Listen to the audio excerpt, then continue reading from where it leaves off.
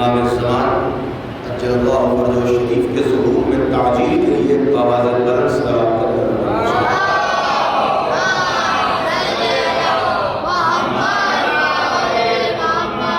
حاضرین گرامی قدر معزز سامعین کرام واجب الاحترام مومنین بزرگان قوم و ملت،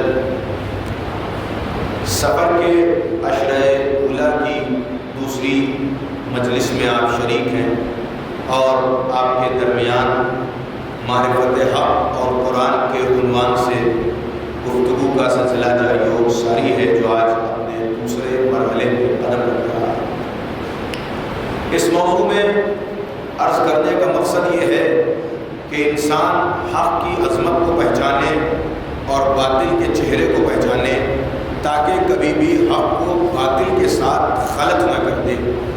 کل ہماری گفتگو یہاں تک پہنچی تھی کہ اللہ نے صاف طور سے منع کر دیا کہ وَلَا تَلْبِسُوا الْحَقَّ بِالْبَاطِلِ، کہ دیکھو کبھی بھی حق کو باطل کا لباس نہ پہنانا، اور اس سے جو مفہوم مخالف جو کامن سینس ہے وہ یہ کہتا ہے کہ جہاں اللہ نے یہ کہہ دیا کہ حق کو باطل کا لباس نہ پہنانا، وہیں اللہ نے بد لفظوں میں یہ بھی کہہ دیا کہ کبھی باطل کو حق کا لباس نہ پہنانا۔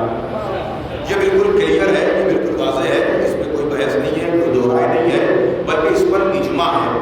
لیکن جہاں قرآن دو لفظوں میں بات کرنے کا عادی ہے اور قرآن کہہ رہا ہے کہ کبھی بھی حق کو باطل سے نہ ملانا، کبھی بھی رائٹ اور رانگ کو آپس میں نہ ملانا، تو پھر قرآن کو یہ چاہیے کہ رائٹس جتنے ہیں ہمارے، جو ہمارے لیے حق ہے، اس کی فہرست بیان کر دے اور ادھر سے باطل کی فہرست بھی بیان کر دے۔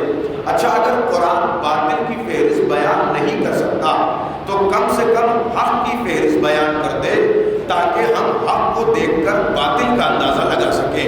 ہم جب حق کی فہرست ہمارے سامنے ہوگی تو ہم حق کو دیکھتے چلے جائیں گے اور پھر یہ فیصلہ کرنا ہمارے لیے آسان ہوگا کہ جو چیزیں حق ہے، اب جو چیز اس کے مقابلے میں آئے گی وہ باطل کہی جائے گی۔ غور کر رہے ہیں، یہ ہمارے لیے فیصلہ کرنا آسان ہو جائے گا جب ہمارے پاس حق کی کوئی لسٹ موجود ہو، رائٹس کی کوئی لسٹ موجود ہو کہ یہ رائٹس آخر ہے کیا۔ بھائی اللہ نے کہا نا کہ کبھی بھی حق کو باطل سے نہ ملانا، اس کا مطلب یہ ہے کہ قرآن نے صاف فیصلہ کر دیا کہ کچھ افراد ایسے ہوں گے کہ جو حق کو باطل بنانے کی کوشش کریں گے، یا جملہ بدل کے میں یہ کہہ دوں کہ کچھ لوگ ایسے ہوں گے کہ جو باطل کو حق کا لباس پہنا کر آپ کی خدمت میں پیش کریں گے۔ چونکہ ظاہر سی بات ہے، اگر آپ کسی نقلی مال کو نقلی بتا کے بیچے تو کبھی کوئی نہیں خریدے گا۔ بھئی آپ بزنس مین لوگ ہیں، بزنس سے آپ کا تعلق ہے، آپ جانتے ہیں، اس مثال کو سمجھیں گے۔ دیکھیں، دو طریقے کے مال ہوتے ہیں، ایک اوریجنل ہوتا ہے، ایک ڈپلیکیٹ ہوتا ہے۔ ڈپلیکیٹ کو ڈپلیکیٹ بتا کے اس کے اوپر بزنس نہیں کیا جا سکتا، لیکن ہاں جو چیٹر بزنس مین ہوتے ہیں وہ کبھی کبھی ڈپلیکیٹ مال کو اگر بیچنا چاہتے ہیں، اس کی سیل کرنا چاہتے ہیں، تو اس کو اوریجنل بتا کے بیچا جاتا ہے۔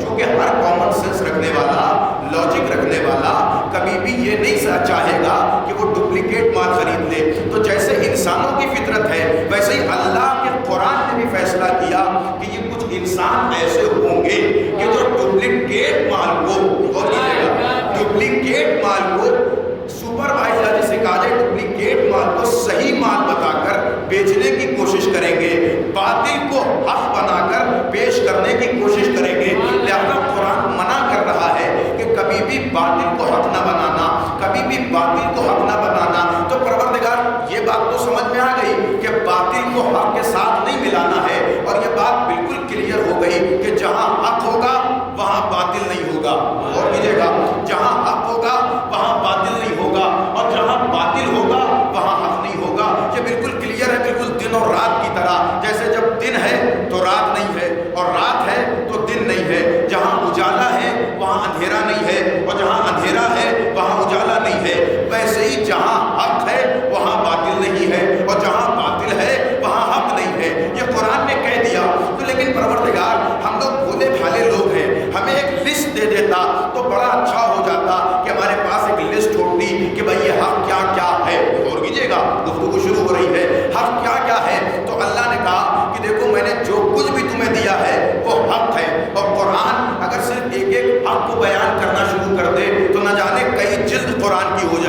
اور یہاں ایک جلد ابھی مسلمان سے نہیں پڑھا جا رہا ہے. تو ابھی اگر کہیں 2-3 جلد قرآن کی ہوتی، 2-3 بول قرآن کا ہوتا تو پھر کون قرآن پڑھتا؟ تو اب ایک جلد قرآن میں تو سارے حق نہیں آ سکتے، تو پروردگار نہیں آ سکتے، تو کوئی ایسا طریقہ بتا دے جس سے ہمیں پتہ چل جائے کہ حق کیا ہے. تو اللہ نے کہا ہم بتائے دیتے ہیں. قرآن نے آگے بڑھ کے آواز دی، ما آتاکم الرسول فخذوہ، جو تمہیں اللہ کا رسول عطا کرتا چلا جائے تم اسے لیتے چلے جاؤ. یا اللہ یہ کیا ہے کہ میں نے یہ جملہ کہہ کے بتا دیا کہ اب جو چیز بھی رسول دے گا وہ حق ہوگا. اور کیجیے گا، اب جو چیز بھی ما آتاکم الرسول، جو چیز بھی اللہ کا رسول تمہیں اپنے ہاتھ سے دیتا چلا جائے تم اسے لیتے چلے جاؤ، کیونکہ جو بھی رسول دے گا وہ حق دے گا. اس کا مطلب اگر نبی اپنی بیٹی کا ہاتھ کسی ہاتھ میں دے دے تو وہ حق ہوگا. اور کر رہے ہیں، اس کا مطلب اگر نبی کسی بیٹی اپنی بیٹی کا ہاتھ کسی ہاتھ میں دے دے تو وہ حق ہوگا. اس کا مطلب اگر نبی اپنے ہاتھوں سے کسی کو مولا بنا دے تو وہ حق ہوگا. اور کر رہے ہیں، آپ میرے ساتھ بولتے رہے اور گفتگو شروع ہو چکی ہے. کیوں؟ اللہ کو دست قدرت پر اور دست نبوت پر اتنا یقین ہے کہ میرا رسول ناحق دے نہیں سکتا، چونکہ یہ جو بھی دے گا وہ حق دے گا، وہ سچ دے گا. تو اب اللہ کے رسول نے جو دینا شروع کیا وہ حق دینا شروع کیا. اللہ کے رسول نے نماز دی، نماز حق ہے. روزہ دیا، روزہ حق ہے. حج دیا، حج حق ہے. زکات دیا، زکات حق ہے. جہاد کا امر فرمایا، جہاد حق ہے. یعنی نبی کی پوری زندگی حق ہے. نبی جسے بٹھا لے وہ حق ہے، جسے برن سے اٹھا دے وہ حق ہے. اور کرتے جائیں گے. اس کا مطلب پوری لائف آف پیغمبر، پوری پیغمبر کی زندگی وہ حق ہے. اب نبی جو کر رہے ہیں وہ حق ہے. لیکن ادھر سے قرآن بھی کہہ رہا ہے کہ نبی تو تمہیں حق دیتے جائیں گے، لیکن کچھ لوگ ایسے ہوں گے کہ جو حق کو باطل سے ملانا چاہیں گے، کوشش کرنا چاہیں گے. اب میں آج پہلا مرحلہ، جو سب سے پہلا حق اللہ نے، اللہ کے رسول نے، سنیے گا توجہ سے، بہت اہم گفتگو ہے اور آج کی مجلس میں بھی ایک اہم پیغام ہے. اللہ کے رسول نے جو پہلا حق دیا اسے نماز کہا جاتا ہے. غور کیجیے گا، اسے نماز کہا جاتا ہے. اب ظاہر سی بات ہے کہ قرآن بھی کہہ چکا ہے کہ کچھ لوگ حق میں باطل کو ملائیں گے. تو اب نماز حق ہے، تو اب کیسے یہ کیا جائے اور یہ کیسے پروف کیا جائے کہ کیا نماز میں بھی باطل ملایا گیا یا نہیں ملایا گیا؟ دیکھیے اس پر بحث ہو گیا کہ کیا نماز میں باطل ملایا گیا یا نہیں ملایا گیا. آپ سوچیں ذرا سا بھائی، نماز، آپ کہیں گے نماز میں کون باطل ملا سکتا ہے؟ اگر نماز میں باطل کو مکسچر نہ کیا گیا ہوتا تو پھر نماز کے عالم اسلام میں 17 طریقے نہیں ہوتے. اور کیجیے ذرا سا، اور کیجیے ذرا، اور کیجیے. ابھی آپ عالم اسلام کو دیکھیں، ہم شیعہ اسنا شریف بیٹھے ہوئے ہیں اور بھی ملت مسلمہ ہے کہ جو نمازیں پڑھتی ہے، جہاں 4 امام والے ہیں وہاں 4 نمازیں آپ کو مل جائیں گی. کوئی کہتا ہے ہاتھ باندھ کے نماز پڑھو، کوئی کہتا ہے ہاتھ کھول کے نماز پڑھو، کوئی کہتا ہے ہاتھ سینے پہ باندھو، کوئی کہتا ہے ہاتھ پیٹ پہ باندھو. یہ اختلاف ہے کہ نہیں؟ میں کس کی نماز صحیح ہے کس کی غلط ہے میں اس میں بحث ہی نہیں کرتا. میں ایک لاجیکلی اور علمی بات کر رہا ہوں. ایک چونکہ اسٹوڈنٹ ہوں تو لہٰذا اس عنوان سے بات کر رہا ہوں. آپ مجھے بتائیں، ابھی کوئی نیا مسلمان ہونا چاہے، آپ ہاتھ پکڑ کے اسے مسلمان بنائیں تو اب وہ آپ سے کہے گا کہ بھائی بتاؤ مسلمانوں کی پہلی عبادت کیا ہے؟ تو آپ اس سے کہیں گے نماز پڑھنا ہے. تو وہ کہے گا کس طریقے سے نماز پڑھی جائے.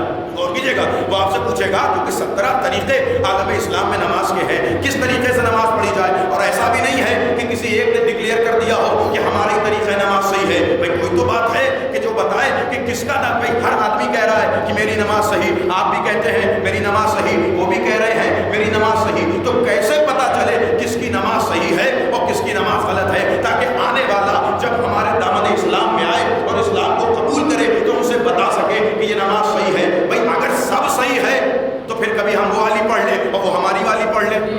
بھائی اگر ساری نمازیں صحیح ہیں تو کبھی ہم ان کی والی پڑھ لیں، وہ ہماری والی پڑھ لیں. لیکن نہ وہ ہماری والی پڑھ سکتے ہیں اور نہ ہم ان کی والی پڑھ سکتے ہیں. ہمارے یہاں تمام متفقہ فیصلہ ہے کہ اگر آپ نے ہاتھ باندھ کے نماز پڑھی تو نماز باطل ہے. غور کر رہے ہیں، یہ سارے مجتہدین کا فتویٰ ہے. تو اب کیسے پتا چلے؟ غور کیجیے گا، اب ملت مسلمہ یہاں تفرقوں میں بٹ گئی. ایک نے کہا صاحب ہاتھ کھول کے نماز پڑھیے گا، اب دوسرے طرف ہاتھ باندھ کے نماز پڑھنا ہے. اب اس میں بھی کتنے اختلاف ہیں؟ صرف 4 نہیں 16 اختلاف ہیں. کوئی کہتا ہے صاحب ایسے ہاتھ باندھیے جو ناف کے نیچے ہو، کوئی کہتا ہے ناف کے اوپر باندھیے، کوئی کہتا ہے سینے پہ باندھیے. اب پھر یہاں سے اختلاف شروع ہوا. کوئی کہتا ہے دایاں بائیں پہ رکھیے، کوئی کہتا ہے بایاں دائیں پہ رکھیے، کوئی کہتا ہے نہیں آپ تکبیرۃ الاحرام سے پہلے ہاتھ باندھیے، کوئی کہتا ہے نہیں ہاتھ باندھ کے تکبیرۃ الاحرام کہیے. تو یہ اتنے اختلاف ہیں. لیکن میرا سوال یہ ہے، آپ دیکھیں پوائنٹ ٹو بی نوٹڈ ہے، سوال یہ ہے کہ آخر یہ اختلاف شروع کیسے ہوا؟ کیا پیغمبر نے نماز پڑھ کے دکھایا نہیں؟ آپ اور کیجیے نا ذرا سا، کیا پیغمبر نے نماز پڑھ کے دکھایا نہیں؟ آپ کہیں گے ایسا نہیں ہے، پیغمبر تو جس دن مبعوث ہوئے اسی دن پیغمبر نے نماز پڑھی۔ اور کیجیے گا، لیکن نماز کے عنوان سے بہت تقریریں ہوتی ہیں، بہت تقریریں ہوتی ہیں نماز کے عنوان سے، لیکن میں چاہتا ہوں اس طرح کی تقریر ہو نماز کے عنوان سے کہ جس سے نماز کی روح لوگوں تک پہنچے اور ہمارے بچوں کو آنسر پتا ہو نماز کیا۔ تو کیا پیغمبر نے نماز پڑھ کے بتایا نہیں؟ آپ کہیں گے نہیں، پیغمبر تو جب سے مکہ میں ہے تب سے نماز پڑھ رہے ہیں۔ تو کتنی نمازیں پڑھی پیغمبر نے؟ بہت توجہ، کتنی نمازیں؟ یہ عالم اختلاف میں کیوں ہے کہ صاحب کوئی کہتا ہے ہاتھ کھول کے نماز پڑھو، ہاتھ باندھ کے نماز پڑھو؟ بھائی پیغمبر نے کتنی نمازیں پڑھی؟ جب سے مکہ میں ہیں تب سے نماز پڑھ رہے ہیں۔ چلیے مکے والی نماز کو چھوڑ دیجیے، مکے میں کسی نے دیکھا کسی نے نہیں دیکھا؟ بھائی پیغمبر نے کبھی گھر میں پڑھا، کبھی غار حرا میں پڑھا، کبھی شیب ابو طالب میں پڑھا، تو کسی نے دیکھا اور کسی نے نہیں دیکھا۔ لیکن جب پیغمبر مدینے آ گئے تو مدینے آنے کے بعد پیغمبر نے سب سے پہلے مسجد نبوی بنوائی، اور مسجد نبوی میں نبی نے نماز پڑھی یا نہیں پڑھی؟ کتنے دن پڑھی؟ ایٹ لیسٹ جو واجب نمازیں آپ مانیں گے تو 11 سال پیغمبر مسجد نبوی میں نماز پڑھ رہے ہیں۔ ایک دن میں کتنی رکعت نماز پڑھی جاتی ہے؟ 17 رکعت کم سے کم واجب نماز، مستحب کو چھوڑیے، 17 رکعت ایک دن میں واجب نماز پڑھی جاتی ہے۔ ایک سال میں کتنی ہوگی؟ ذرا اس 17 کو 365 سے ملٹیپلائی کریں تو آئی تھنک 6205 رکعت نماز، 6205 رکعت نماز پیغمبر ایک سال میں پڑھ رہے ہیں۔ اور پھر اس کو آپ ذرا سا 11 سال سے ملٹیپلائی کریں تو کیا نکلتا ہے؟ بھئی 68,255 رکعت، 68,255، یعنی یہ آپ غور کر رہے ہیں پیغمبر نے ایٹ لیسٹ جو آپ نماز مانے کتنی مانے؟ بھئی 11 سال وہ نماز ہے کہ جو سب نے دیکھی۔ ایک دن میں 17 رکعت نماز پڑھی جاتی ہے، تو ایک سال میں پیغمبر نے کتنی پڑھی؟ 6205 رکعت نماز، اور 11 سال میں کتنی پڑھی؟ 68,255 رکعت نماز۔ غور کیجیے ذرا سے جملے پر، تو اس کا مطلب 68، اب ایٹ لیسٹ آپ مانے 68,000 مرتبہ نبی نماز میں کھڑے تو ہوئے ہوں گے۔ تو نبی 68,000 مرتبہ نماز میں کھڑے ہوئے تو کیسے کھڑے ہوئے؟ اور کیجیے ذرا سا، آپ مجھے بتائیے نبی نماز میں کھڑے ہوئے کس نے دیکھا کس نے نہیں دیکھا؟ نبی نماز میں کیسے کھڑے ہوئے؟ بھائی نبی 68,000 مرتبہ ایک عمل کو کر کے دکھا رہے ہیں، کوئی مسلمان نہیں کہہ سکتا کہ صاحب نہیں نبی نے کر کے نہیں دکھایا۔ نبی نے دکھایا نا، تو پھر یہ اختلاف کیوں ہے؟ اختلاف یا تو اس وجہ سے ہے کہ انہوں نے نبی کو دیکھا نہیں، تو آپ کہیں گے ایسا ہو ہی نہیں سکتا، بھائی ایک مرتبہ کوئی عمل ہوتا تو آپ کہہ سکتے تھے کہ انہوں نے دیکھا نہیں، لیکن انہوں نے فل دیکھا، اور کوئی نہیں کہہ سکتا کہ نہیں دیکھا، کیونکہ 68,000 مرتبہ نبی نے یہ کام کیا۔ تو پھر آپ نے جس نبی کو 68,000 مرتبہ یہ کام کرتے ہوئے دیکھا، تو پھر اتنا اختلاف کیوں ہے؟ بھائی اتنا اختلاف کیوں ہے؟ کوئی کہتا ہے ہاتھ باندھ کے پڑھو، کوئی کہتا ہے ہاتھ کھول کے پڑھو، کیوں؟ اس کا مطلب یہ ہے کہ نبی کو دیکھا تو گیا لیکن نبی کو فالو نہیں کیا گیا۔ اس کا مطلب جو نماز نبی ہم تک پہنچا رہے تھے وہ صحیح نماز ہم تک پہنچی نہیں۔ غور کیجیے گا، وہ صحیح نماز ہم تک پہنچی نہیں، اس لیے کہ نبی نے جو نماز 68,000 مرتبہ پڑھ کے دکھائی اس میں بھائی آدھا ایک مسلمان نے دیکھا ہوگا کہ نبی نے ہاتھ کہاں رکھا، پیٹ پہ رکھا یا سینے پہ رکھا یا کھول کے رکھا؟ تو اب ایک جملہ کہنے کا حق تو رکھتا ہوں نا کہ مسلمانوں سے شکایت کس کام کی؟ ارے جو کام نبی نے 68,000 مرتبہ کیا، جب مسلمان اسے بھول گئے تو جو کام غدیر میں ایک مرتبہ کیا،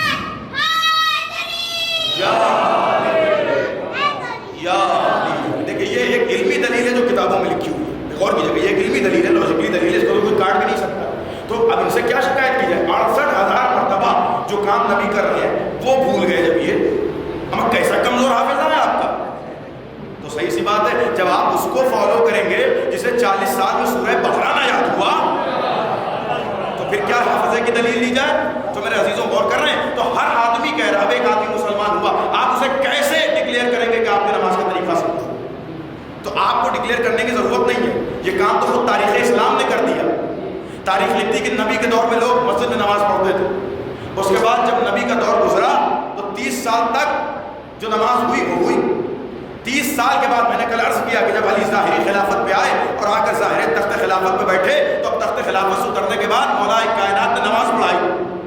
جیسے ہی مولا کائنات نے نماز پڑھائی تو اب بزرگ صحابیوں کا جملہ ہے، وہ کہتے ہیں الیوم اصلی کما صلیت علی جماعت رسول اللہ، کہ آج ہم نے ویسی نماز پڑھی جیسی علی کے نبی کے پیچھے پڑھا کرتے تھے. مجھے ذرا سا اس کا مطلب مسلمانوں کا یہ جملہ کہنا بتا رہا ہے کہ آج سے پہلے ویسی نماز نہیں ہوئی تھی. آج وہ نماز ہوئی کہ جو نبی کے ساتھ پڑھا کرتے تھے. غور کیجیے گا، جو نبی کے ساتھ پڑھا کرتے تھے. ایک نماز میں اور آپ کو دکھا دوں.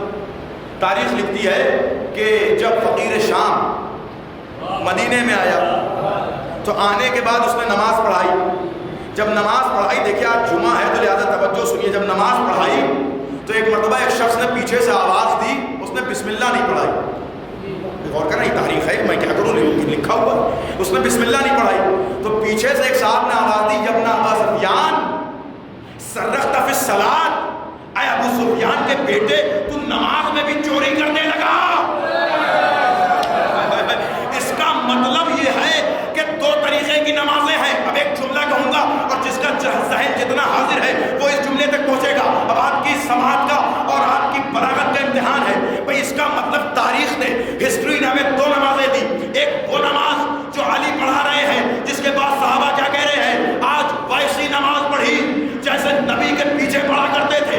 اور ایک نماز شام میں ہوئی جس کے لیے ایک لوگ کیا کہہ رہے ہیں کہ تم نماز میں چوری کرنے لگے.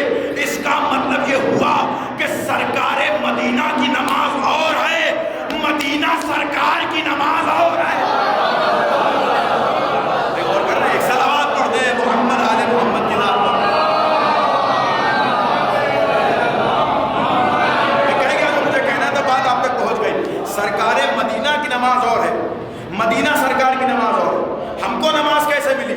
اس لیے کہ صحابیوں کا کہنا بتا رہا ہے کہ علی نے ویسے ہی نماز پڑھی جیسے رسول نے پڑھی، حسن نے کیسی پڑھی جیسے علی نے پڑھی، حسین نے کیسی پڑھی جیسے حسن نے پڑھی، زید العابدین نے کیسی پڑھی جیسے حسین نے پڑھی، محمد باقر نے کیسی پڑھی جیسے زید العابدین نے پڑھی، موسی کاظم نے، جعفر صادق نے کیسی پڑھی جیسے موسی کاظم نے پڑھی، علی رضا نے کیسی پڑھی جیسے موسی کاظم نے پڑھی، محمد تقی نے کیسی پڑھی جیسے علی رضا نے پڑھی، علی نقی نے کیسی پڑھی جیسے محمد تقی نے پڑھی، حسن عسکری نے کیسی پڑھی جیسے علی نقی نے پڑھی، حضرت حجت نے کیسی پڑھی جیسے حسن عسکری نے پڑھی. امام حق چلے گئے پردہ غیب میں. پردہ غیب بھی دو طریقے کا، غیبت صغریٰ اور غیبت کبریٰ. غیبت صغریٰ میں 4 نوابین. عثمان بن سعید نے کیسی پڑھی جیسے امام آخر نے بتائی. غور کیجیے گا. علی بن عثمان نے کیسی پڑھی جیسے عثمان بن سعید نے بتائی. سنیے گا. اس کے بعد حسین بن رو نے کیسی پڑھی جیسی عثمان بن سعید نے بتائی. پھر انہوں نے جو نماز لکھی وہ محمد ابن علی سمری نے پڑھی. اب یہ 4 نوابین کے بعد غیبت کبریٰ کا سلسلہ شروع ہوا جس میں مجتہدین آئے. آخری نائب امام کے کون ہے؟ محمد ابن علی سمری. انہوں نے جو نماز لکھی اسی نماز کو سب سے پہلے مجتہد محمد یعقوب کلینی نے پڑھا.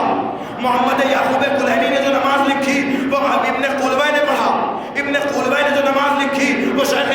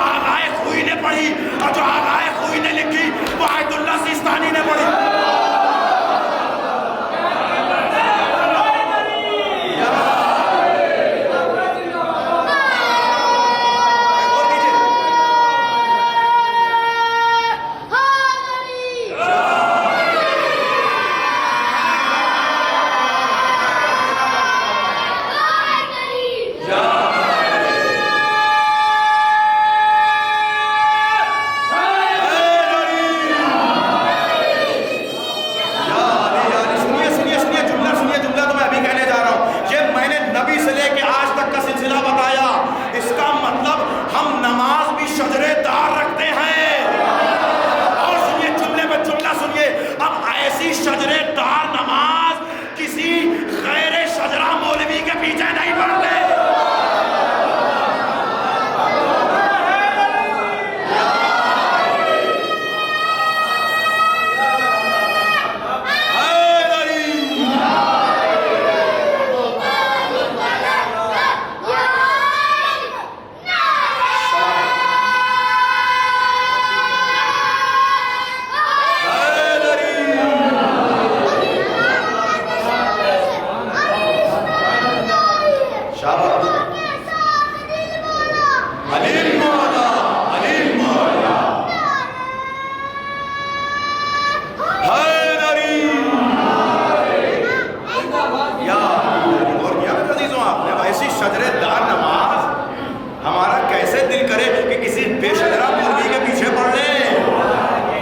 جس کے خون میں غلاظت ہو کیسے پڑھ لیں؟ اس لیے کہ یہ نماز ہماری شجرے دار ہے، یہ شجرہ ہے ہماری نماز کا. اب لے آؤ کوئی ایسا شجرہ.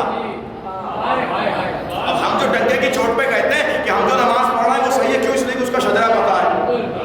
یہ شجرہ میں نے ممبر سے پڑھا ہے بھائی، یہ ریکارڈ ہو رہا ہے، آپ جا کے بیان کر سکتے ہیں کہ یہ شجرہ یہاں سے لے کر آج کے دور سے لے کر حضرت پیغمبر ختمی مرتبہ تک میں نے آپ کو نماز کا شجرہ بتایا کہ ہماری نماز کہاں سے. اب ہم کہتے ہیں کہ جو ہمارے پاس نماز ہے وہ حق ہے، جو ہمارے پاس نماز ہے وہ حق ہے، جو ہر کسی کے پاس نماز ہے وہ حق نہیں ہے. یہ آپ نماز پڑھ کے بیٹھے ہیں لہٰذا میں نماز میں گفتگو کر رہا ہوں، سنیے گا، اس لیے کہ حق کو باطل سے نہ ملا. بھائی جو نماز کے طریقے اور طرق ہوئے وہ اسی لیے ہوئے، اس لیے کہ نماز میں باطل کو ملایا گیا. اچھا نماز سے کیا دشمنی تھی؟ سنیے بھائی، اہل بیت سے دشمنی سمجھ میں آتی ہے، نماز سے کیا دشمنی تھی؟ نماز میں کیوں باطل ملایا گیا؟ بھائی نماز سے کیا مسئلہ تھا؟ نماز تو اللہ کی عبادت تھی. اس کا مطلب ہے کچھ تو ہے جس کی پردہ داری ہے، کچھ ہے کہ جو ہمیں پتہ نہیں چل رہا ہے. دیکھیں ایک جملہ کہہ دوں، میں نماز میں مجلس پڑھتا ہوں، مجلس میں نماز نہیں پڑھتا. میں مجلس میں نماز نہیں پڑھتا ہوں، نماز میں مجلس پڑھا. سنیے اس کا مطلب جو نماز میں کچھ ملایا جا رہا ہے کچھ تو ہے کہ جو بتایا نہیں جا رہا ہے، کچھ تو ہے جو چھپایا جا رہا ہے. یہ نماز کچھ اور نہیں ہے. جب آپ نماز کے لیے کھڑے ہوتے ہیں تو نماز بھی تو اہل بیت کا قصیدہ ہی ہے. کیسے آپ نماز میں کھڑے ہوئے؟ جیسے ہی کھڑے ہوئے اللہ نے آواز دی کہو بسم اللہ الرحمن الرحیم. ہم نے کہا بسم اللہ الرحمن الرحیم. علی نے آواز دی نقطہ با میں ہوں. ہم نے کہا الحمدللہ رب العالمین. علی نے کہا وارث العالمین میں ہوں. ہم نے کہا رحمان الرحیم. علی نے کہا مظہر رحمانیت خدا میں ہوں. ہم نے کہا مالک یوم الدین. علی نے کہا یوم الدین میں حساب میری ولایت کا ہوگا.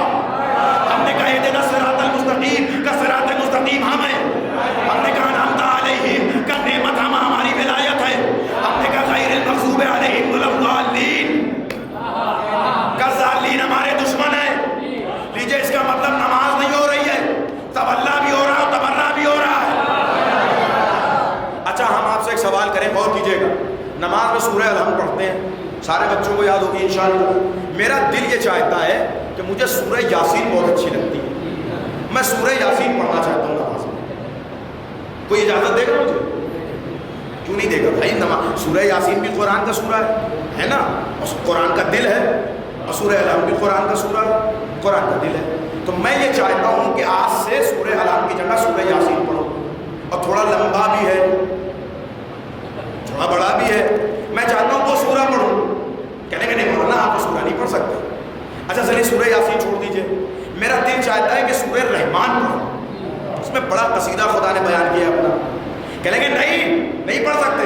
ہم نے کہا کیوں نہیں پڑھ سکتے؟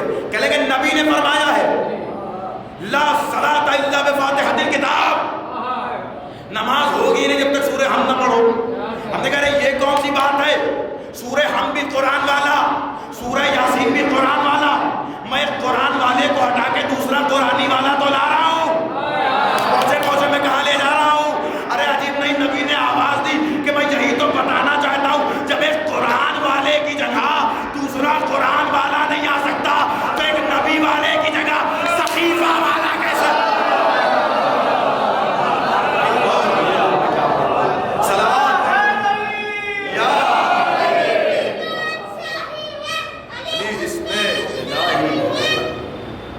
زبان کے ساتھ دل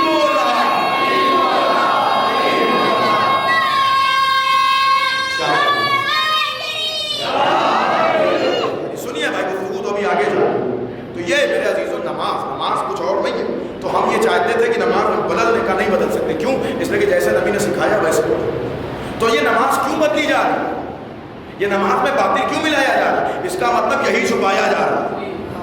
نماز میں تقریر ہونی چاہیے، مگر یہ پڑھیے جو نماز کی حقیقت ہے. یہ بتائیے کہ نماز میں اللہ نے لکھا کیا ہے؟ یہ تراویح کی طرح پڑھنے میں کیا ہے؟ جھوم جھوم کے پڑھے بھی جا رہے ہیں، کچھ پتہ بھی نہیں ہے.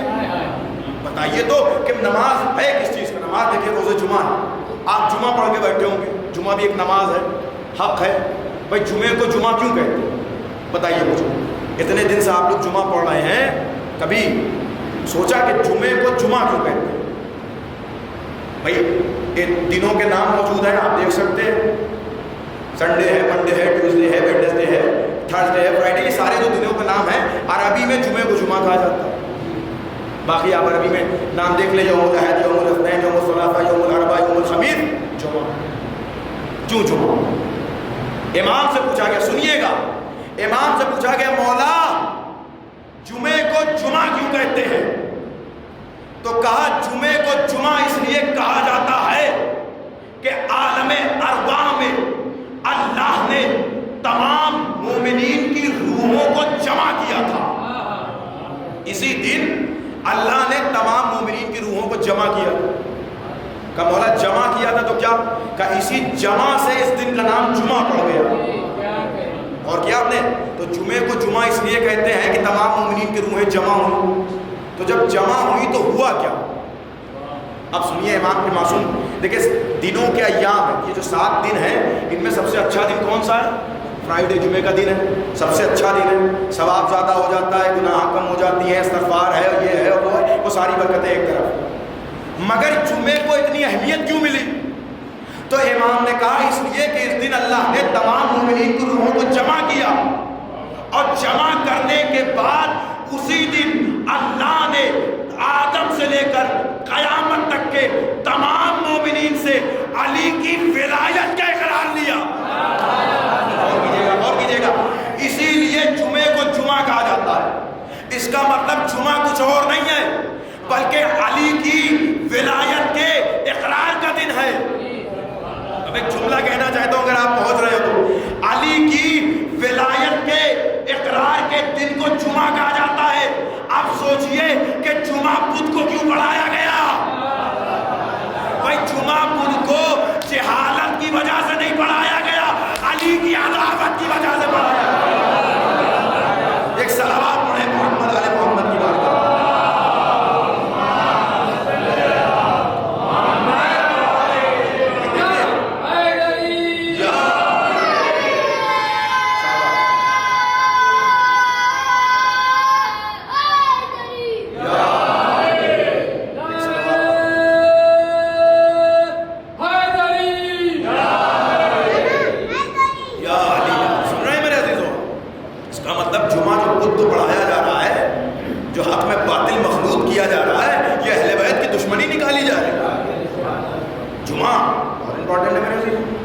لیکن سنیے کیا امپورٹنٹ ہے. جمعے میں آپ لوگ سورہ جمعہ پڑھتے ہیں، ایک آیت پڑھتے ہیں، فَإِذَا نُودِيَ لِلصَّلَاةِ يَوْمَ الْجُمْعَةِ فَاسْعَوْا إِلَىٰ ذِكْرِ اللَّهِ. جیسے ہی جمعہ کے دن تمہیں آواز دی جائے دوڑو اللہ کے ذکر کی طرف. یہ آیت کیا ہے؟ اس کی شان نزول کیا ہے؟ لکھا ہے کہ نبی ایک دن مسجد میں جمعہ پڑھا رہے تھے، جمعے کا خطبہ دے رہے تھے. بازار مارکیٹ لگتی تھی اس ٹائم مدینے میں. تو جمعے کے دن کچھ مارکیٹ کرنے والے مارکیٹنگ کرنے آ گئے، کچھ باہر کی اشیاء لے کے آ گئے، کچھ بہترین چیزیں لے کے آ گئے بیچنے کے لیے. تو اب یہ لوگ جو جمعے کے خطبے میں بیٹھے ہوئے تھے انہوں نے آ کے آواز لگائی بھائی یہ لے لو وہ لے لو. تو یہ جمعہ چھوڑ کے بھاگے. اور کر رہے ہیں عجیب عجیب لوگ بیٹھتے تھے نبی کے ساتھ، کبھی جماعت سے بھاگ جا رہے ہیں، کبھی میدان سے بھاگ جا رہے ہیں. یہ مسئلہ کیا ہے؟ بھاگے کیوں جا رہے ہیں؟ تو بھاگ گئے سب کو چھوڑ کے نبی کو. نبی خطبہ دے رہے ہیں وہ بھاگ گئے. اس کا مطلب یہ رواج پرانا ہے. کبھی نبی کو مسجد میں چھوڑ کے بھاگے، کبھی میدان میں چھوڑ کے بھاگے. اب نبی نے جیسے ہی لوگوں کو بھاگتے ہوئے چیزیں بک رہی تھی، سب مارکیٹ کے پیچھے دوڑ پڑے کہ چلو اچھے اچھے سامان خرید لیا جائے. اور نبی خطبہ دیتے رہے. نبی کو بہت غصہ ہے. سب بھاگ گئے لیکن 12 لوگ بچے ہوئے تھے. اور کر رہے ہیں 12 مومنین. اب یہ تفسیر پڑھ رہا ہوں میں، کسی بھی کتاب تفسیر میں جا کے آپ اس آیت کے ذہن میں دیکھ سکتے ہیں. 12 لوگ بچے ہوئے تھے. نبی نے ایک مرتبہ آواز دی کہ کہاں جاتے ہو، اور یہ کہہ کر پھر فوراً جبریل یہ آیت لے کے نازل ہو گئے. نبی نے آیت سنائی کہ جب تم آئے روز جمعہ نماز کے لیے بلایا جائے تو آ جاؤ. اس کا مطلب قرآن بھی بار بار کہہ رہا ہے کہ ان بھاگنے والوں کو بلاؤ، بھاگنے نہ دو. تو اب جب نبی نے سب کو بلا لیا اور سب مسجد میں جمع ہو گئے تو نبی نے کہا تمہیں پتا ہے آج کیا ہونے والا تھا؟ یا رسول اللہ کیا ہونے والا تھا؟ کہ میں خطبہ دے رہا تھا اور تم لوگ مجھے چھوڑ کے بھاگ گئے، یہ 12 مومنین مسجد میں بچے رہے. جیسے ہی تم ہمیں چھوڑ کے بھاگے ہو اور میرے چہرے پہ غضب نمودار ہوا تو آسمان سے فرشتہ عذاب لے کے چلا تھا، لیکن یہ 12 مومنین جو مسجد میں تھے ان کی وجہ سے عذاب رک گیا. میں کہہ گیا جو 12 مومنین تھے ان کی وجہ سے آتا ہوا عذاب رک گیا. اگر یہ 12 مومنین نہ ہوتے تو تم سب کے سب پہ اللہ کا عذاب نازل ہو جاتا. اس کا مطلب یہ ہوا کہ نبی کا جملہ بتا رہا ہے کہ جب 12 مومنین امت سے عذاب ہٹا سکتے ہیں تو 14 معصومین امت سے کیوں نہیں عذاب ہوتا؟ صلوات اور محمد آل محمد کی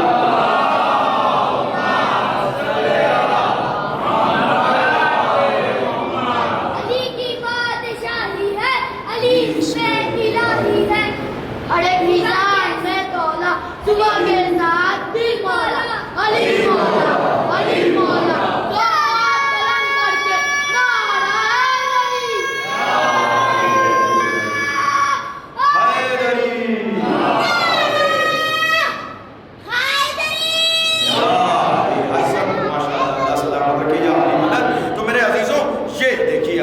یہ جو نبی حق دے رہے ہیں یہ اسی لیے حق دے رہے ہیں کہ اس میں زمانہ باطل کو نہ ملے، اور نبی کے ہر حق میں باطل کو ملانے کی کوشش کی جا رہی ہے.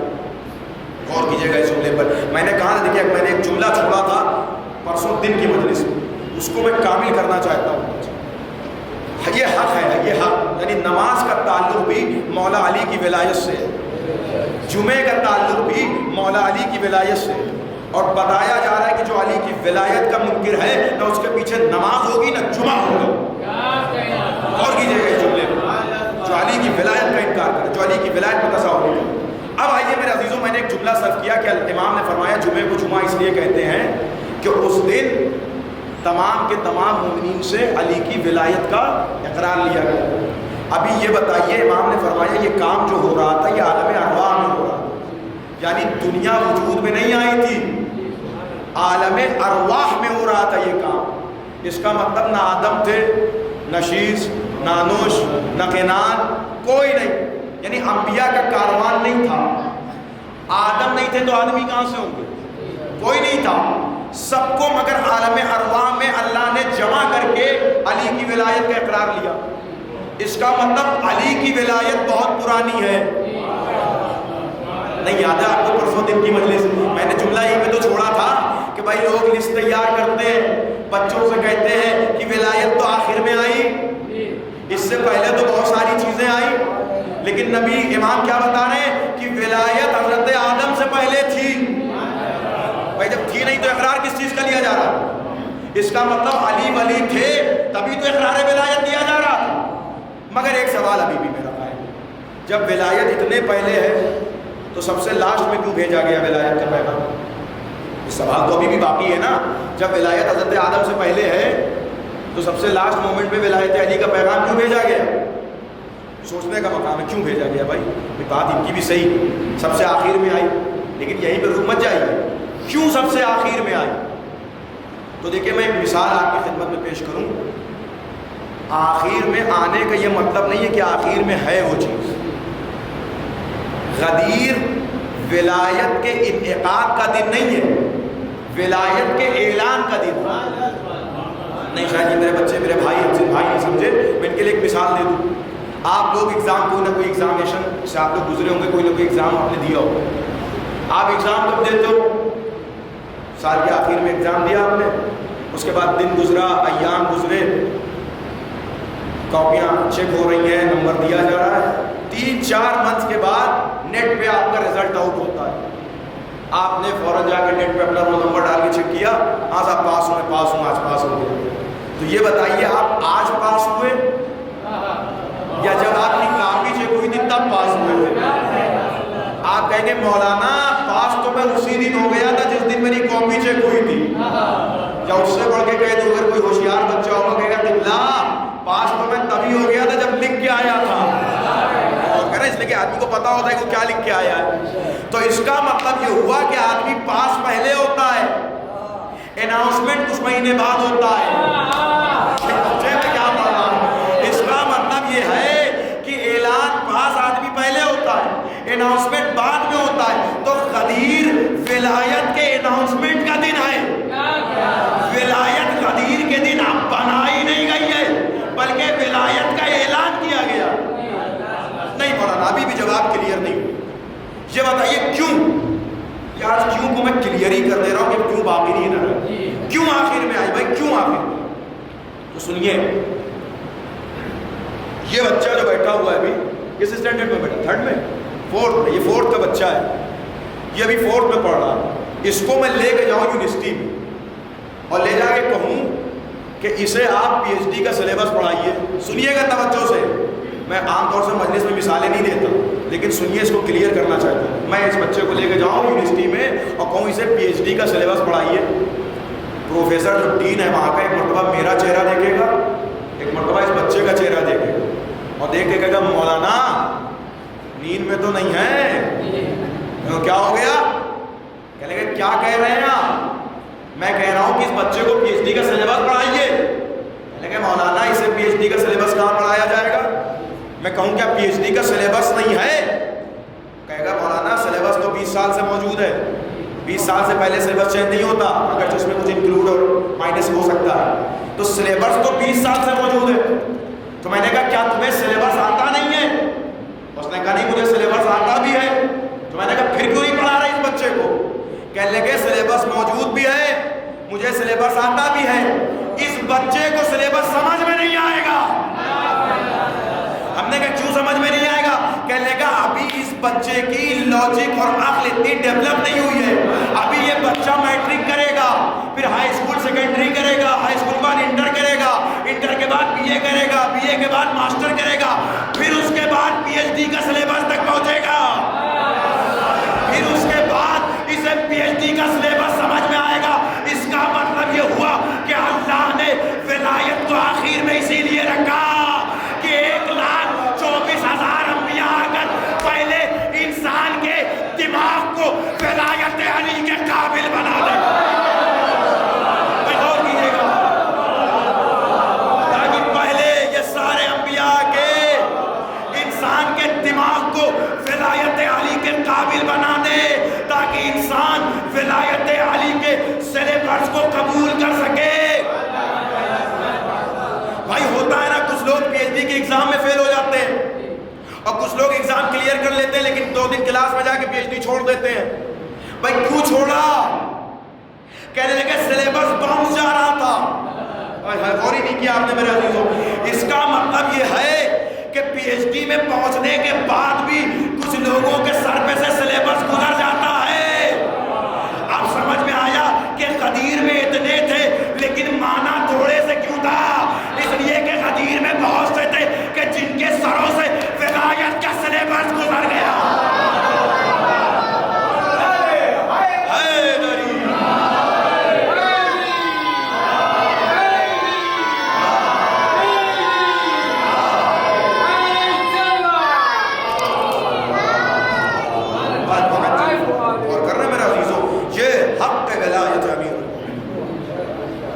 ولایت آخر میں آنے کا یہ مطلب نہیں ہے کہ ولایت آخر میں ہے. ولایت آخر میں اس لیے آئی کہ پہلے ان کا عقل ان کا دماغ تو اس قابل ہو جائے کہ ولایت کو ہضم کر سکیں. ہر آدمی ولایت علی کو ہضم بھی تو نہیں کر سکتا. بھائی اس کے لیے بہت سارے امپرومنٹ کی ضرورت ہے، بہت ساری چیزوں کی ضرورت ہے کہ آدمی ولایت کو ہضم کر سکے. تو یہ ساری دشمنیاں جو ہو رہی ہیں وہ ولایت کی وجہ سے. آپ نے غور کیا میرے عزیز؟ یہ ساری دشمنیاں جو ہو رہی ہیں یہ ولایت کی وجہ سے. نماز بھی کچھ اور نہیں ہے بلکہ ولایت علی کے پیغام کا نام نماز ہے. غور کیجیے گا جب نبی میرا نماز کہاں سے آئی تھی؟ معراج پہ نبی گئے، وہاں سے نماز لے کے آئے. تو جب نبی معراج پہ گئے تھے تو صرف نماز لے کے تھوڑی آئے تھے، ولایت بھی تو لے کے آئے تھے. کیا کہ پڑھیے تاریخ، روایت میں لکھا ہے کہ معراج پر نبی کو 2 چیزیں دی گئی، ایک ولایت علی کا پیغام اور دوسرے نماز. تو آج مولوی سر پہ ڈنڈا لے کے نماز خوب کرتا ہے، ولایت کا پیغام کیوں نہیں پہنچا؟ دیکھیے غور کیجیے گا، تبلیغ ہونی چاہیے، یہاں سے نہیں تبلیغ ہوگی تو کہاں سے تبلیغ ہوگی؟ لیکن تبلیغ کیجیے، جینا حرام نہ کیجیے. دیکھیے مولوی بنیے، متوے نہ بنیے. غور کیجیے گا اس جملے پر، تبلیغ جیسے نبی نے کی ویسے کیجیے. آپ تو متوے بن گئے ہیں، ڈنڈا لے کے کھڑے ہوئے، جینا حرام کر دیا آپ نے آدمی کو. یہ کوئی طریقہ ہے تبلیغ کا؟ بھائی جس نبی نے تبلیغ کرنے کو کہا ہے اس نے تبلیغ کر کے دکھائی بھی تو ہے. کیسے تبلیغ کرو؟ کردار پیغمبر اتر نہیں پا رہا ہے اور تبلیغ کا ڈنڈا لے کے کھڑے ہو رہے ہیں. اور یہ جگہ پہلے کردار، تبلیغ کردار سے ہوتی ہے.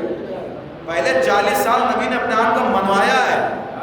یہاں بات کرنے کی تمیز نہیں ہے، بزرگوں کو دوگلی کا سلام کر نہیں سکتے ہو اور تبلیغ سکھانے آئے ہو. ایک صلوات پڑھے محمد آل محمد کی ذات پر.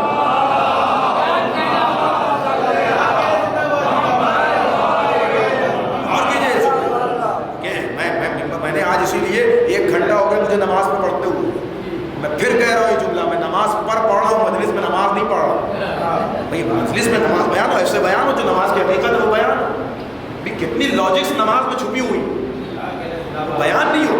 بھائی آدمی آپ غور کیجئے، ایک چیز نماز میں فضائل اہل بیت. تبلیغ کا حق یہ ہے کہ وہ فضائل بھی تو پہنچائے جائیں. اگر نبی نے فضائل ہٹا کے تبلیغ کی ہو تو آپ فضائل ہٹا کے کیجیے، اور نبی نے فضائل میں تبلیغ کی ہو تو فضائل کے ساتھ کیجیے. بھائی یہ نماز ہے اس لیے کہ جب آپ رکوع میں جائیں تو کوئی رکوع یاد آئے. غور کیجیے، آپ ایک نماز کے اینگل پہ غور کیجیے. سنیے بس آخری بات مجلس سمیٹ رہا ہوں.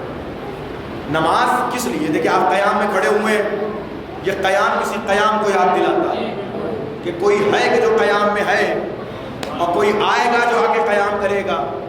اس کے بعد رکوع میں جائیے تو رکوع بھی کسی چیز کو یاد دلاتا ہے. وہ کون سا رکوع؟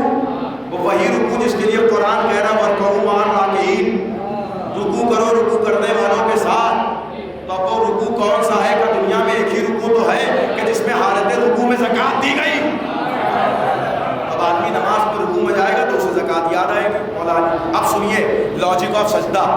سجدے میں جاؤ، پروردگار سجدے میں کیوں جائے؟ کہ سجدے میں جاؤ تاکہ تمہیں اپنا مقصد خلقت سمجھ میں آئے. سنیے ایک پیغام لے کے جائیے. اب ہم سجدے میں گئے، سجدے میں بھی کچھ یاد آیا. یہ ایک سجدہ ہے جس کی نسبت میں سجدوں کی جان ہے. پھر ہم نے سجدے سے سر اٹھایا. ایک چیز سوچیے، آپ نے سجدے سے سر اٹھایا اور پھر سجدے میں سر رکھا. پوری 1 رکعت نماز میں سب چیز ایک بار ہے. سورہ حمد 1 بار، کوئی دوسرا سورہ 1 بار، رکوع 1 بار، تکبیرۃ الاحرام 1 بار، لیکن سجدہ 2 بار. کیوں 2 بار؟ جب سب چیز 1 بار تو سجدہ کیوں 2 بار؟ یہ بھی 1 بار ہونا چاہیے. امام سے پھر پوچھا گیا. مسئلہ یہ ہے کہ جب امام سے پوچھو گے تب نہ پتہ چلے گا. امام سے پوچھا گیا مولا جب نماز میں حمد 1 بار، سنیے گا جملہ، آخری جملہ، جب نماز میں حمد 1 بار، سورہ 1 بار، رکوع 1 بار، تو سجدہ 2 بار کیوں؟ امام نے کہا یہ سجدہ سجدہ نہیں ہے بلکہ تمہاری زندگی کا نام ہے. کہ مولا کیا مطلب ذرا واضح کیجیے. کہ اللہ سجدے سے ایک پیغام دینا چاہتا ہے. شرائع میں روایت جا کے دیکھیے گا، شیخ صدوق نے لکھا کہ اللہ سجدے سے ایک پیغام دینا چاہتا ہے. اللہ نے سجدہ 2 اس لیے رکھا ہے تاکہ تم جب سجدے میں جاؤ اور وہاں پر سر اٹھاؤ تو تمہیں پتا چلے کہ تم اسی مٹی سے آئے ہو، اور پھر دوبارہ سجدے میں سر رکھو تو پتا چلے کہ تمہیں اسی مٹی میں جانا ہے. نہیں جملہ تو ابھی آ رہا ہے، میں ارباب ولا کے حوالے جملہ کر رہا ہوں. اس کا مطلب سجدے کا مطلب یہ ہے کہ اسی مٹی سے آئے ہو اور اسی مٹی میں جانا ہے. ہم سجدہ کر کے زمانے کو بتاتے ہیں کہ اسی مٹی سے آئے ہیں اور اسی مٹی میں جانا ہے. اب ہم سے نہ پوچھو کہ سجدگاہ کے طور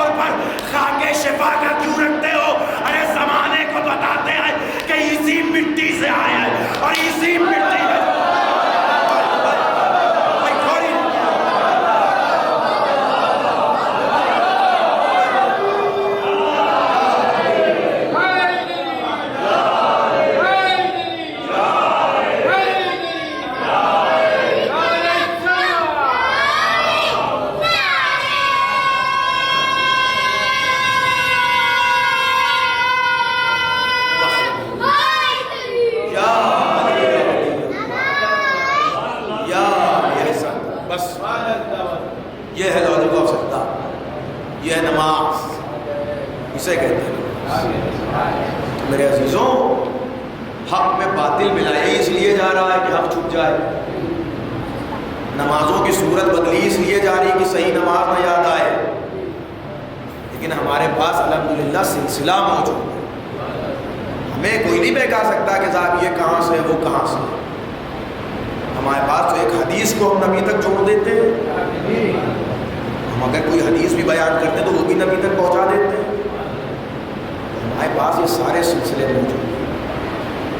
نماز ہو چاہے کوئی بھی حق ہو، انشاءاللہ گفتگو اس میں جاری و ساری رہے گی کہ حق کہاں کہاں چھپایا گیا۔ نماز بھی وہ حق تھا جو نبی صحیح صورت میں لے کے آئے تو اسے چھپانے کی کوشش کی۔ اب سمجھ میں آیا حسین کربلا میں کیوں نماز پڑھ رہے تھے؟ اچھا ایک بات، ایک جملہ آ گیا، میں سوچ رہا ہوں آج ہی پڑھو، یہ تو کل ہو سکتا ہے نہ پائے گفتگو میں۔ سنیے گا آخری جملہ، نبی امام حسین کربلا میں نماز بھی پڑھ رہے ہیں۔ اچھا جب آپ کربلا کی ہسٹری پڑھیں گے تو آپ کو پتہ چلے گا کربلا میں 3 بڑے حملے ہوئے، باقی تو چھوٹے چھوٹے حملے پورے دن ہوئے۔ سب سے پہلا بڑا حملہ ہوا ہے نماز صبح کے وقت جو کربلا میں لکھا گیا۔ دوسرا حملہ ہوا ہے نماز ظہر کے وقت جب امام حسین جماعت سے نماز پڑھ رہے ہیں، اور تیسرا حملہ امام حسین کو ہوا ہے سجدہ عصر میں جب امام حسین عصر کی نماز کے عصر کا سجدہ کر رہے تھے۔ تو 3 حملے ہوئے 3 نماز کے وقت۔ تو تاریخ صرف دیکھ کے پڑھنے کے لیے تو ہے نہیں، غور کرنے کے لیے ہے نا، تاکہ زمانہ سمجھے اور زمانے کو سمجھ میں آئے اور زمانہ یہ لکھے کہ کربلا میں 3 حملے 3 نماز کے ٹائم ہوئے، اور تینوں وقت میں حسین اور اصحاب حسین نماز پڑھتے ہوئے نظر آئے، اور یزیدی کیا کرتے نظر آئے۔ اور کیا آپ نے یہ حملے کربلا میں نماز کے وقت ہو کے بتا رہے ہیں کہ دیکھو حسین نماز کو زندگی عطا کی۔ حسین نے آج جو نماز باقی ہے وہ حسین ابن علی کے صدقے میں ہوتی ہے۔ یہ تو آج ہم بھی نماز کو کتابوں میں ڈھونڈتے رہتے ہیں، اگر حسین ابن علی کی نماز نہ ہو، سجدے میں سر کٹ رہا ہے حسین ابن علی کی، کیا کہا بہن ہمیں نماز شب میں یاد رکھیں۔ امام بتا رہے ہیں کہ میری بہن اس مقام پر ہے کہ جس کے نماز شب میں دعا کے لیے امام التجا کرتا، کہ بہن ہمارے لیے نماز میں دعا دیجیے۔ عزیزوں آج 2 سفر شہزادی شام میں داخل ہو، تاریخ لکھتی ہے کہ شام میں بھی بڑے عجیب و غریب ظلم ہوئے ہیں اہل بیت پر کہ جس کا اندازہ نہیں لگایا جا سکتا۔ میں نے عرض کیا کہ میرے عزیزوں کی شام میں اہل بیت کو بڑی دیر تک کھڑا رکھا گیا۔ تاریخ لکھتی ہے کہ سید سجاد شام کے بازار میں گردن کو جھکائے ہوئے کھڑے ہوئے، اتنے میں مسجد سے ایک عالم نکل کے آیا، حافظ قرآن بھی تھا، اس نے امام کا چہرہ دیکھا، دیکھ کے کہتا ہے کہ خدا کا شکر ہے جس نے تمہاری یہ حالت کی۔ امام نے کہا تو تو حافظ قرآن ہے، تو ایسا نہ کرے۔ کہا مولا، کہا آپ کو کیسے پتا کہ میں حافظ قرآن ہوں؟ کہا تم نے قرآن میں یہ آیت پڑھی ہے قُلْ لَا أَسْأَلُكُمْ عَلَيْهِ أَجْرًا إِلَّا الْمَوَدَّةَ فِي الْقُرْبَىٰ۔ کہا ہاں میں نے پڑھی ہے۔ کہا اس آیت سے مگر آپ کا کیا تعلق ہے؟ امام نے کہا یہ آیت جس مودت کی بات کر رہی وہ میری مودت تو ہے۔ کہا آپ رسول کے کیا لگتے ہیں؟ کہا رے میں رسول کا نواسا لگتا ہوں، رسول کے نواسے حسین ابن علی کا بیٹا ہوں۔ ارے یہ جملہ سننا تھا اس حافظ کا کہ حافظ نے اپنا امامہ پھینکا اور قدموں پہ گر گیا، مولا مجھے معاف کیجیے گا۔ یہ حالت، یہ شام کا بازار اور آپ یہاں۔ ایک مرتبہ امام نے کہا ہے حافظ ارے بندوں کے نیزہ پہ دیکھ، وہاں میرے بابا کا سر بھی موجود ہے۔ ارباب اعلیٰ جیسے اس حافظ نے دیکھا تڑپ کے گریا کرنے لگا۔ امام نے کہا حافظ ذرا اپنی نظروں کو نیچی رکھنا، ارے ان بے کجاوان نامور مقدسات عصمت و طہارت بھی موجود ہے۔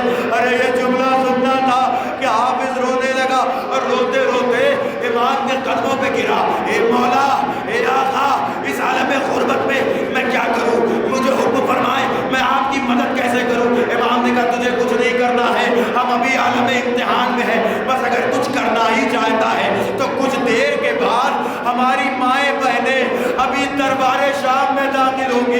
ارے اگر کہیں سے چند چادروں کا انتظام کر سکتا ہے تو کچھ چادروں کا انتظام کر دے. حافظ دوڑا ہوا اپنے محلے میں اپنے قبیلے میں گیا اور جا کے ایک مرتبہ اس نے آواز لگائی, ارے او میرے قبیلے کی بیویوں, اپنے اپنے سروں کی چادر اتارو, اس لیے کہ جس کے صدقے میں تمہیں چادر ملی آج وہ بیویاں بے ردا بازار شام میں ہے. تاریخ لکھتی ہے کہ اس حافظ نے بہت ساری چادریں جمع کی اور لانے کے بعد امام سجاد کے قدموں پہ ڈال دیا. اے مولا میں یہ چادریں لے آیا ہوں, اے مولا میں یہ چادریں آپ کی خدمت میں لے آیا ہوں. ارے جیسے ہی اس حافظ نے امام کو چادریں لا کے دی, امام نے چادر